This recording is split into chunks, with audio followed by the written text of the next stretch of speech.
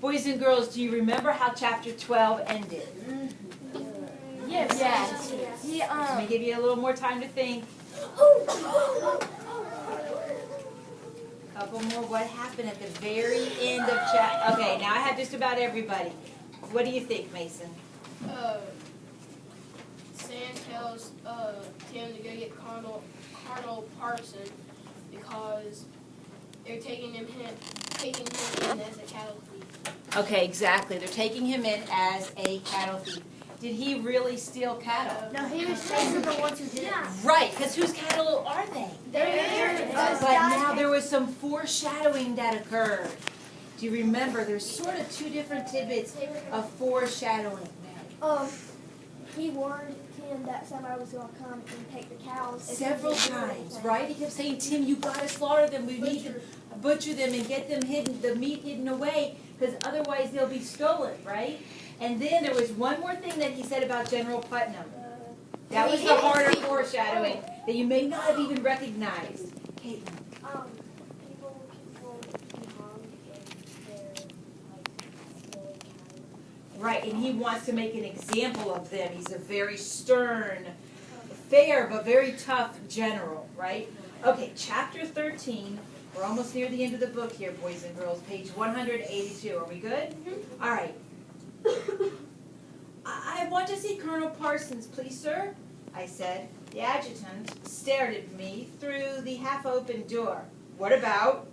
Sam Meeker sent me. He'd been arrested as a cattle thief. Colonel Parsons can't be troubled about that. But it's all a mistake. He didn't do it. He was chasing the ones who did. The adjutant laughed. Sure, he didn't steal the cows. They followed him out of the barn on their own accord. Please, it's true. We were sitting there. Enough. Colonel Parsons is in bed. Come back in the morning, and perhaps he'll see you then. There wasn't any point arguing with him, I realized. I would have to see Colonel Parsons in the morning. The cows were still loose, and I had to do something about them anyway. Thank you, sir, I said, and I turned and I ran back over to the empty spaces of the snow toward the training ground. In the brightness of the moonlight, it was easy to see the forms of 3 cattle standing in the middle of the snowy field. As fast as I could, I pushed out into the snow toward them. As I came up, I saw the 4th cow lying on the ground. It was dead, half buried in the snow, and its belly had been sliced open, and its guts glistening wet in the moonlight. The 3 living cows were staggering around in the deep snow and bawling unhappily. I found a stick in the tree line at the edge of the field, and I began driving the cattle home. It was a terrible job. They hated floundering around the deep snow and balked constantly. It took me over half an hour to get them safely back into the barn. I threw them down some hay, and then I went into the tavern. Mother was sitting in front of the fire, looking worried. I saw you coming across the road. Where's Sam? They arrested him. The ones who stole the cattle beat him up, and they said he had stolen the cattle himself, and they marched him off somewhere. Back to the encampment? I guess so. They'll let him go in the morning, won't they? I mean, all we have to do is explain it, don't we? She shook her head. I have a terrible foreboding, Timothy. I want to pray. The dead cow is still out there, Mother. I want to get it before somebody else does. If we haven't got time to pray to the Lord for help, we haven't got much time at all, have we? So we got down on our knees and we prayed for Sam. And then I got the butchering knives out and we went together into the snow field and cut up the cow. The meat was already beginning to freeze, making it hard to cut. We had to chop it into small pieces too because neither of us was strong enough to carry off a whole side of beef by ourselves. It took us an hour of struggling to cut the animal up and carry it home. We hid it in the barn loft under the hay. It would keep well enough in that cold weather. If only he had done what Sam suggested, right? Yeah. In the morning, I went back to Captain Bett's house to talk to Colonel Parsons. They made me wait outside the door for half an hour before they let me in. I told him the story, but he shrugged. It surprises me that Sam would be taken for a thief. I thought he was a man of greater patriotism than that. But people fool you. He didn't do it, sir. These other men, He held up his hand to stop me. I know, you told me that. In any case, there isn't anything I can do. They've taken him to the encampment, and it'll be up to General Putnam to do what he wants. I'd get out of in a hurry, though. The general is determined to make an example of somebody. It could go hard with Sam. General Putnam is a great and dedicated patriot, and he doesn't take defection from duty lightly. Now I was beginning to get worried. At first, it had seemed that it wouldn't take much to straighten the mistake out. After all, it was our own cows that had been stolen. Surely they'd believe us when we told them that Sam hadn't taken them. But the way Colonel Parsons talked about it, it just bothered me. He didn't seem to care very much whether Sam was guilty or not. It didn't seem very important to him. I said so to Mother, and she looked sad. They've seen so much death, these soldiers. What does the life of one more man mean to them? Now, we must go down to the encampment and try to save him. We couldn't both go. One of us had to stay and watch the tavern. We were required by law to keep it open most of the time in case travelers came by. In any case, it was risky to leave the place unguarded. We decided that Mother ought to go. She was an adult. Her word would go better with General Putnam than mine would. She put on her bonnet and wrapped a shawl around her shoulders, and she started out. I stood in the yard and I watched her go down the road until it was merely a black spot in the white field. Then I went to the barn and I took the cattle looked the cattle over more carefully in case any of them had been hurt. Not that it mattered much. I was determined to butcher them, so I had a chance. As soon as I had the chance, Betsy Reed came into the tavern a half an hour later. She hadn't bothered to comb her hair properly, and she looked scared. What's happened to Sam? I heard he was arrested for something. For stealing our own cattle. She got angry. Sam didn't do that! I didn't say he did, so I told her the story. Mother's really worried. I have never seen her so down, not even when we found out Father was dead.